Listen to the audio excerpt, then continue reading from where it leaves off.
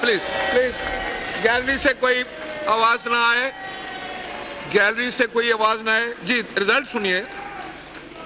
मलिक मोहम्मद आमिर डोगर साहब 91 votes.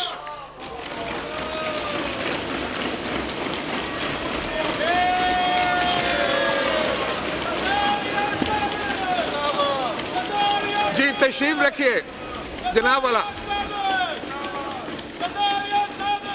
Please gallery से कोई आवाज ना आए।